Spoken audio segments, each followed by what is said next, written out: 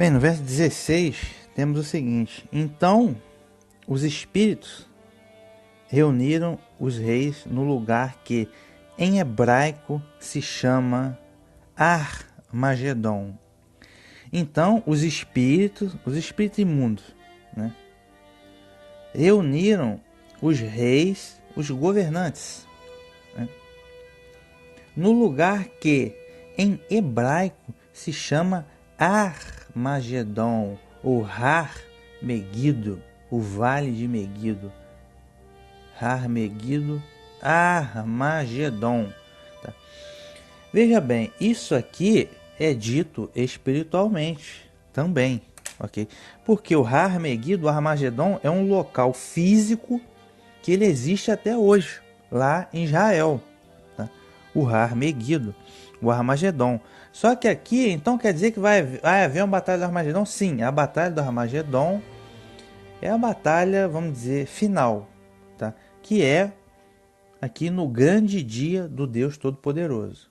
Tá? Que é nesse momento que o Messias vai retornar para destruir o exército da besta do falso profeta da estrutura mundial de poder. Tá? Nesse momento, Apocalipse final do capítulo 19, que isso aí que vai ser executado. Então quer dizer então que os exércitos do mundo inteiro vão se reunir lá nesse vale do Armagedon, lá em Israel hoje? Não, tá? Não quer dizer isso, tá? Porque isso aqui é dito simbolicamente. Então a gente precisa entender espiritualmente o que significa Armagedon para dar o significado correto da coisa. Mas é um conflito a nível mundial, tá? É um conflito a nível mundial. Então vamos lá, para a gente entender melhor a questão do Armagedon. Segunda Reis, capítulo 23. Deixa eu ver aqui, ó. Segunda Reis, capítulo 23, verso 29 a 30. Diz assim, ele está falando aqui do rei Josias. O rei Josias foi rei de Judá e foi um rei muito bom, por sinal. Ele foi um rei muito bom, zeloso, tá? Mas ele cometeu um equívoco, né? Que é justamente tem a ver com o Armagedon. Vamos ver. E nos seus dias, nos dias do rei Josias, nos seus dias subiu o faraó Neco, rei do Egito, contra o rei da Assíria, ao rio Eufrates. E o rei Josias lhe foi ao encontro, e vendo ele, o matou em Megido. Tá? E os seus servos o levaram morto de Megido e o trouxeram a Jerusalém, e o sepultaram na sepultura. E o povo da terra tomou Jeoacás, filho de Josias, e ungiram o rei. Tá? Muita atenção. Nos seus dias, nos dias de Josias, subiu o faraó Neco, rei do Egito, para pelejar contra o rei da Síria, junto ao rio Eufrates. Então vejam aqui, havia duas potências aí.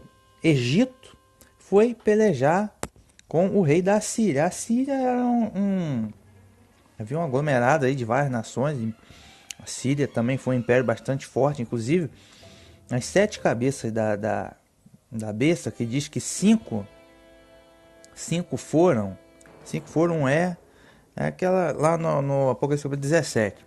Dentre as 5 cabeças da besta, que foram 5 reis, 7 cabeças da besta, 5 reis já haviam passado no tempo da profecia. 2 desses reis, o primeiro reino, na verdade, o Egito, e o segundo a Síria, né? Babilônia o terceiro, Grécia o quarto,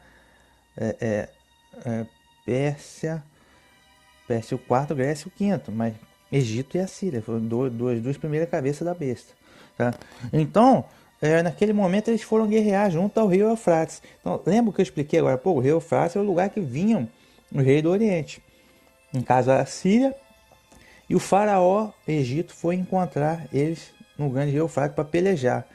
Então, o que eu citei aqui, ó, no Apocalipse, a sexta taça. O rio Eufrates secou para os reis do Oriente virem guerrear contra o Império Nova Ordem Mundial, o Império da Besta, que vai ser, vamos dizer, o Egito moderno, né, com o seu faraó, que é o anticristo, o antimessias, vai guerrear contra os exércitos do rei do Oriente, possivelmente o islamismo, ou sabe-se lá o que, como vai ser. Isso é o Armagedon.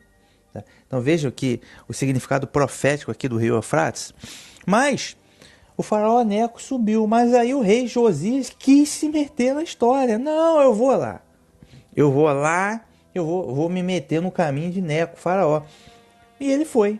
No entanto, o faraó estava a serviço do Deus de Israel. O Deus vivo, único. Yahweh, Senhor dos Exércitos. Mas como assim? Yahweh, ele usa quem ele quiser. Ele usa quem ele quiser. Ele, naquele momento, quis usar o Egito para poder julgar, exercer um julgamento sobre a Síria. Ele faz o que ele quiser. Tá? Agora o Josias foi se meter lá. Ninguém chamou ele, ele resolveu se meter na história. Então ele buscou pelejar contra o faraó no Armagedon, vale de Meguido, no Armagedon. Porque lá um vale tem um palco de batalha grande, né? Dizem que lá havia os estábulos do rei Salomão, outros falam que era do rei Acabe, os estábulos. E Napoleão Bonaparte falou que o Meguido era o lugar mais perfeito para ter a batalha, porque tinha um espaço ali para os exércitos se reunirem, né? E por isso que o Josias foi encontrar com ele em Meguido, no Armagedon, tá? E só que o Josias se deu mal, porque o faraó matou ele aqui e ele foi levado morto de volta para Jerusalém. Ou seja, quem busca lutar em Meguido, né, é destruído. É o que a gente entende aqui, né? Então, quando os espíritos imundos, né, induzirem as pessoas a irem enfrentar os reis do Oriente, né? E quando ele promove seus enganos para induir os reis, os governantes da terra a irem para pelejar essa batalha, não quer dizer que eles vão fisicamente no local físico de Meguido que existe hoje na Israel, mas é dito simbolicamente, vai ser um conflito a nível mundial, tá? Mas eles vão ser induzidos a esse conflito, vão se meter nesse conflito para a própria destruição. Foi o que aconteceu aqui com o rei Josias. Ele buscou ir batalhar lá em Meguido, mas ele se deu mal por conta disso.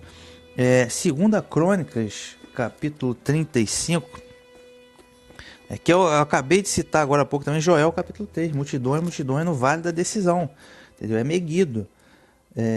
Segunda Crônicas, capítulo 35, verso 20 a 24, que diz assim, depois de tudo isso, havendo Josias já preparado a casa, subiu Neco, rei do Egito, para guerrear junto ao rio Eufrates contra os assírios, e Josias lhe saiu ao encontro. Então ele mandou o mensageiro dizendo, o faraó mandou mensageiro, que tenho eu de fazer contigo, rei de Judá, Josias? Contra ti não venho hoje, senão contra os que me fazem guerra, né, contra os assírios. E disse Deus que me apressasse, guarda-te de opores a Deus, que é comigo, para que não te destrua. Então o faraó disse isso, mandou mensagem. O faraó sabia que ele estava a serviço do Deus vivo, ok? E que ele ia ganhar aquela batalha. E ele fala, Josias, não se meta, porque Deus está comigo, você vai se dar mal. Verso 22, porém Josias não virou dele o seu rosto, antes se disfarçou para pelejar com ele, e não deu ouvido às palavras de Neco, que saíram da boca de Deus. Ou seja, Yahweh, ele usa quem ele quiser. Se ele quiser usar o faraó, ele usou o faraó, ponto. Entendeu? Ele usa quem ele quiser. Ele é o soberano, tá? Para cumprir os desígnios dele, tá? Então o faraó falou ali profeticamente, ok? Que ele realmente estava com Deus, né?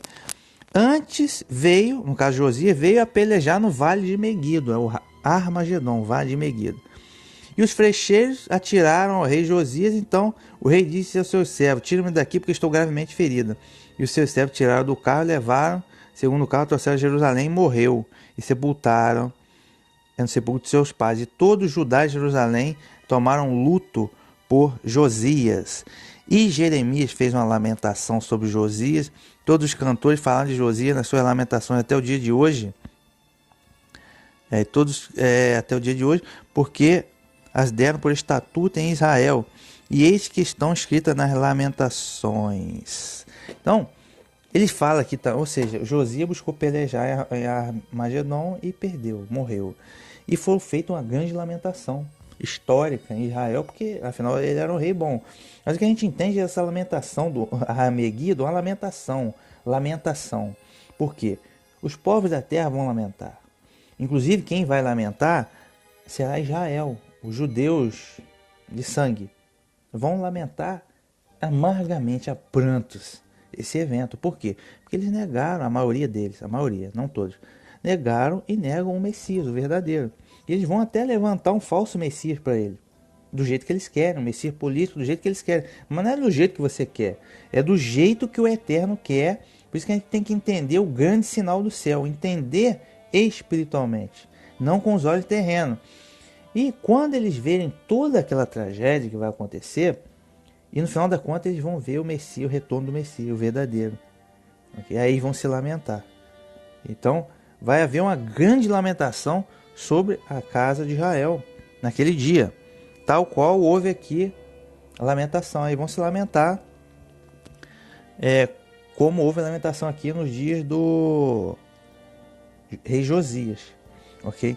Porque nessa história, é importante a gente ler essa história do Armagedon, do rei Josias, porque tem a ver também com Israel. Okay? Tem a ver também com Israel. E não poderia deixar de ter. Então, se a gente for Zacarias capítulo 12. Deixa eu ver aqui, Zacarias capítulo 12, para a gente entender o que eu estou falando, essa questão de lamentação da casa de Israel. E também é profético também, aqui no Zacarias capítulo 12.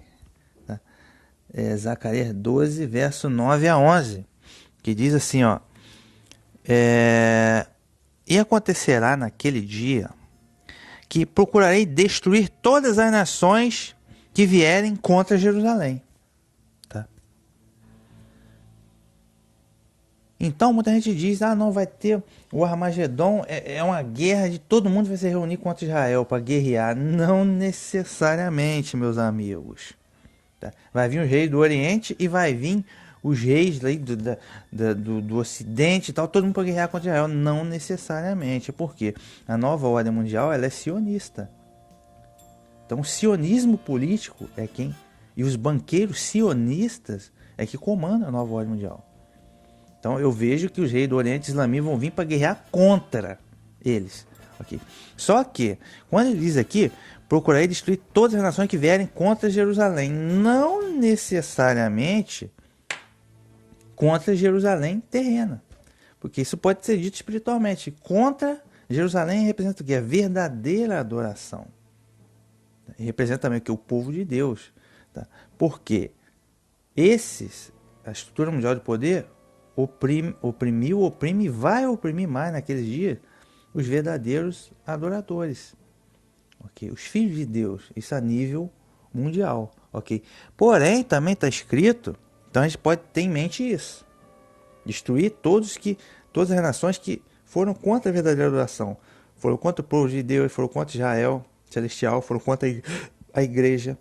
Okay? Isso que pode estar significando também. Ao mesmo tempo que acontecerá, verso 3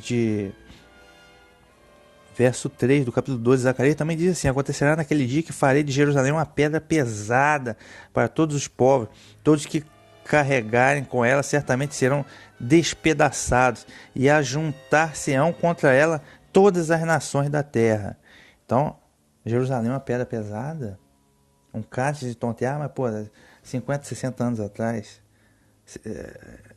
Jerusalém estava na mão dos árabes e ninguém estava nem aí para ela.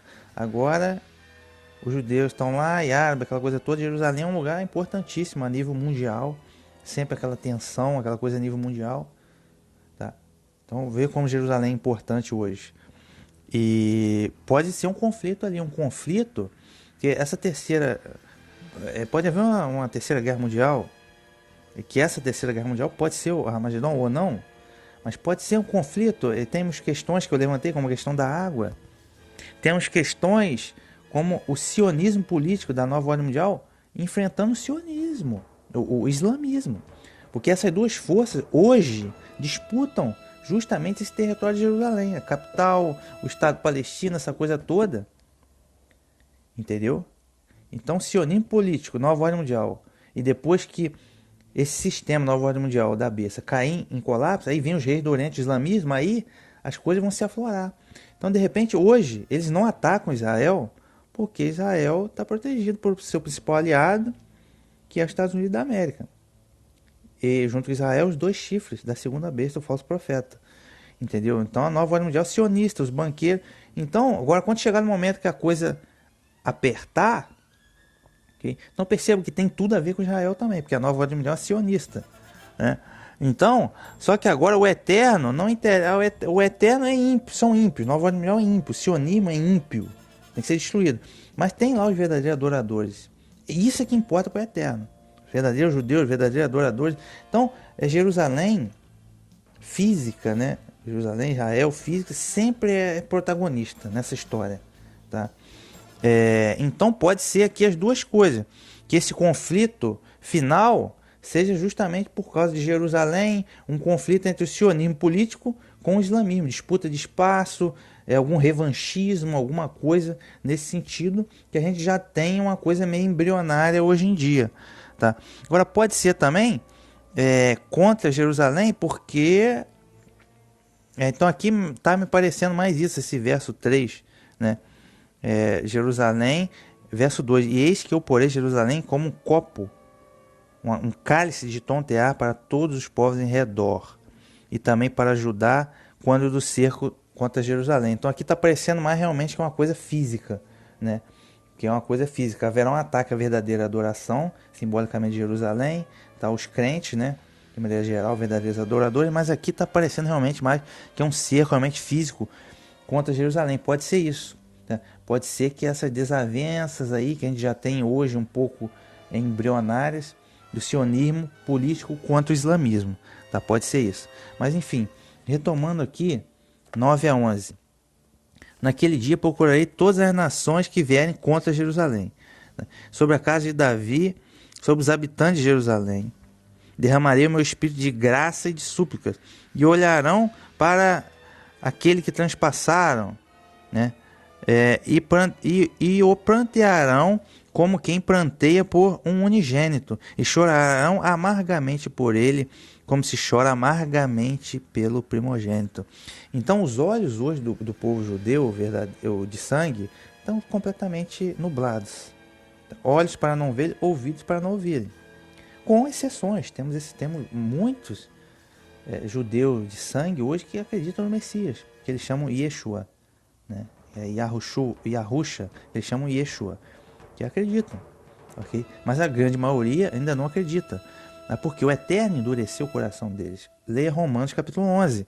Só que nesse momento aqui, né, o que ele está dizendo? E sobre a casa de Davi e sobre os habitantes de Jerusalém derramarei o meu espírito de graça e de súplicas. Porque a fé no Messias é um dom que vem do alto, tá, querido? O Messias disse: ninguém vem a mim se o Pai não enviar. Então o Pai é que vai dar o convencimento para você de que é o Messias verdadeiro, do que é a fé autêntica. Isso é um dom que vem do alto, ok? Então o Pai, através de seu Espírito Santo, a Ruach HaKodesh, que vai dar o convencimento para eles, ok? E olharão para aquele que transpassaram, e o prantearão como quem pranteia um unigênito. Quem é aquele que eles transpassaram? O Messias, a quem os pais deles mataram há 2000 anos atrás, né? E como pranteia por um unigênito. O unigênito só pode ser um, né? João capítulo 3, verso 16. Deus amou o mundo de tal forma que enviou seu Filho unigênito. Todo aquele que nele crê não pereça, mas tenha vida eterna. O Messias, Yahusha, ok? E prantearão e chorarão amargamente por ele, como se chora amargamente pelo primogênito. Aí eles vão ver, era ele, o tempo inteiro era ele é que é o Messias, ele é que é o rei de Israel, entendeu? Você dizer, não, ele é nosso, ele é judeu, deu para entender? Mas nesse momento é que os olhos dele vão se abrir. Verso 11, naquele dia será grande o pranto em Jerusalém, porque dada aquelas tragédia toda do Armagedon, né, que o Messias vai retornar. É o que está aqui no Apocalipse, capítulo 19, a segunda parte, né? Viu o céu aberto e eis um cavalo branco, e o que estava sentado sobre ele se chama Fiel, Verdadeiro e julga com justiça. Apocalipse 19, verso 11, né? É o Messias, né?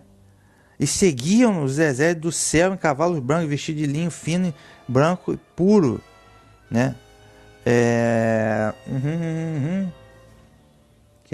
E via a besta e os reis da terra e os seus exércitos reunidos para fazerem guerra àquele que estava sentado sobre o cavalo e ao seu exército, para fazerem guerra.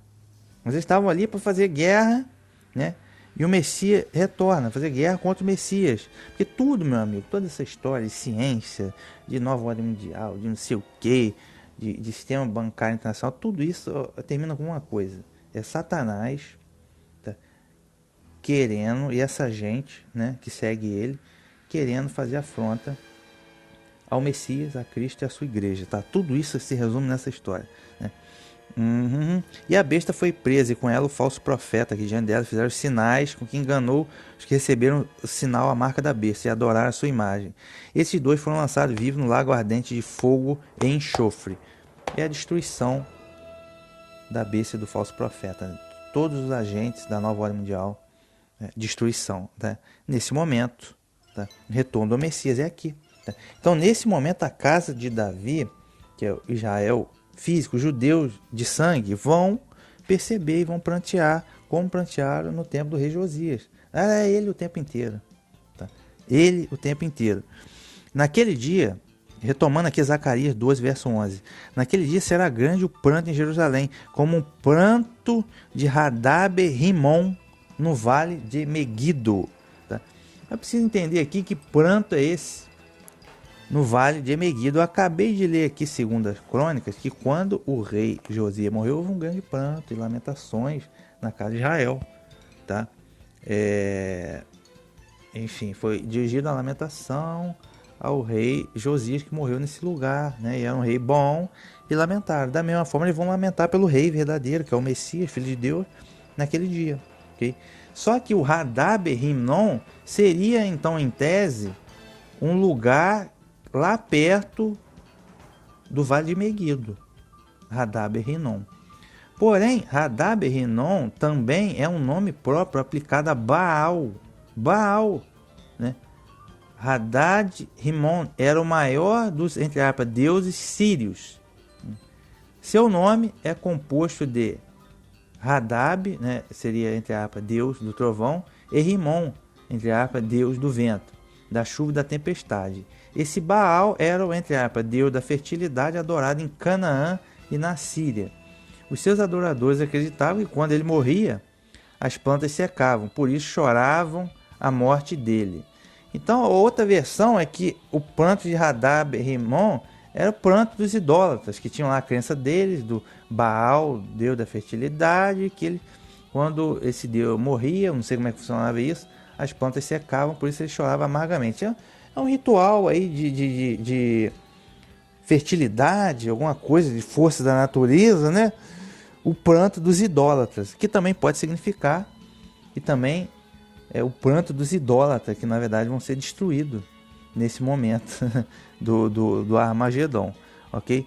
Então, falando de Armagedon, estou falando de destruição de quem busca guerrear ali, estou falando de pranto, de lamentação, e nesse momento se encaixa também a casa de Israel, né? Tem tudo a ver, porque Israel mesmo, nos 1000 anos, né, que é depois da Armagedon, depois do retorno do Messias, depois do arrebatamento, depois da primeira ressurreição, vão sobrar habitantes na terra. Israel vai ser o centro do mundo durante o período de 1000 anos. A partir desse momento é que o Israel vai começar realmente a restaurar, vão aceitar o Messias e vai ser o centro do mundo, ok? E a restauração da verdadeira adoração a nível mundial, não vai ter mais idolatria, tá bom? Então é isso que significa o Meguido. Então é destruição, meu amigo. Destruição, é lamentação, é a batalha final, aí que retorna o Messias, tá? Aí que retorna o Messias. Vamos ver se temos algum ponto em relação ao Armagedon. Eu já citei o rio Eufrates também, tem tudo a ver. Mas então não é exatamente Armagedon físico, isso é espiritual, né? Espiritual é uma batalha a nível mundial. Verso 18, vamos lá. 18 a verso 17. E o sétimo anjo despejou sua taça no ar. Lembrando que a sexta taça não é o Armagedon, é preparação. Tá? Toda a armadilha vai estar preparada, dadas as tensões políticas e tal, vai estar tudo preparado para o Armagedon. Okay? Mas o Armagedon, ele só é deflagrado mesmo no Apocalipse, capítulo 19, segunda parte, aí que tem o retorno do Messias, tá? Verso 17 do Apocalipse, capítulo 16, continuando aqui. O sétimo anjo despejou sua taça no ar. Nisso saiu uma grande voz do templo, dizendo: está realizado. O sétimo anjo despejou sua taça no ar. Nisso saiu uma forte voz do templo que está no céu, tá? Não está se referindo a um futuro templo terreno de Jerusalém. Templo que está no céu, tá? Porque essa praga vem do eterno, vem do céu. Dizendo: está consumado, ou está realizado. Está realizado o quê? As 7 pragas da ira de Deus sobre a terra. Ok? Está consumado. Ok? Aí o Armagedon já é a próxima etapa, a etapa final para acabar com tudo. Okay? Mas o que seria essa praga no ar? Bem, não sabemos. O que seria praga no ar? Não sabemos. Não dá para ter uma ideia precisa, mas a gente pode especular. Porque, como eu falei da marca da besta, da integração das mentes, internet das coisas, inteligência artificial, imagem da besta, como lá na praga das úlceras malignas, a primeira praga, pode ter havido algum problema em relação ao corpo humano, alguma rejeição em relação à marca da besta, alguma interferência eletromagnética que tenha estourado nessas úlceras malignas. Essa praga no ar pode ser alguma coisa. Esse anjo despejou sua taça no ar, pode ser que esse anjo não seja uma pessoa muito boazinha, tá? Esse anjo mensageiro a serviço do Eterno pode ser alguém bastante rigoroso, né? E essa praga no ar pode ser por exemplo, uma bomba bioelétrica, né? Há 70 anos atrás, a humanidade ficou estarrecida com a bomba atômica. Em poucos segundos destruiu uma cidade. Mas a bomba atômica daquela época era 100 vezes mais fraca do que a bomba atômica atual, que é muito mais forte. E tem a bomba de hidrogênio. Só que tem também as bombas, hoje em dia, bomba bioelétrica. Então eles podem soltar uma arma bioelétrica dessa numa cidade, mata todos os habitantes, mas não cai um prédio. Os prédios ficam todos de pé. Bomba bioelétrica. Então, a partir do momento que você tem a sua mente integrada com a besta, e se você tem a marca da besta, que possivelmente vai ser uma antena dentro do teu corpo, os caras podem simplesmente desligar teu cérebro, meu amigo. Entendeu? Os caras podem te matar com arma psicotônica de energia dirigida, armas espaciais que já existem hoje. Acesse a playlist MK Ultra e Gang Stalking para você ver lá as provas. Arma espacial, laser, ultrassom, infrassom, armas psicotônicas diversas, armas espaciais. Então, não é preciso hoje detonar uma bomba atômica, né? Se os caras aí, eu não sei, dê algum problema aí, hacker, que pode hackear aí qualquer coisa, hackear o sistema. Porque eu já falei pra você, no sistema da besta vai haver uma grade inteligente, que é a inteligência artificial que vai ser fundida na imagem da besta, possivelmente algum robô, alguma coisa nesse sentido. Mas a grade inteligente, ela vai ser programada para ter autonomia total. Então ela vai conseguir se defender e se programar. Então quem tentar desligar a grade inteligente da imagem da besta não vai conseguir. Okay? Para o sistema ficar intacto, né? Esse é o objetivo deles. Mas a essa altura do campeonato aqui, a coisa já vai estar colapsada, o sistema vai estar colapsado. Então pode ser que algum hacker, sei lá, um hacker russo, não sei, de algum governo, né, que é esse anjo aqui, sétimo anjo, pode hackear o sistema e zoar a coisa, entendeu? E fazer que o próprio sistema grade inteligência se volte contra as pessoas. Ou pode ser uma bomba bioelétrica, pode ser, porque no ar, despeja sua taça no ar, muita gente acha que é envenenamento ou alguma arma química, mas no ar pode ser algo eletromagnético, invisível, entendeu? Invisível, não sabemos, não é? Não sabemos, pode ser muita coisa e não dá para ter certeza. Guerra química, não sabemos, Ok, no momento só podemos especular. Ou alguma doença, né? Hoje tem uma doença no ar, que é o, que é o Covid, mas creio eu que esse Covid, realmente o vírus existe, mas pode ser que o vírus tenha também uma interferência aí, pode ser usado como arma bioelétrica também, para matar pessoas, né? Então pode ser alguma coisa nesse sentido também. Não dá para saber, pode ser uma grande epidemia no ar, não sabemos, mas só dá para especular mesmo. Nisso, ainda no verso 17, nisso saiu uma voz forte do templo que está no céu, está consumado. Está consumada a ira do Altíssimo.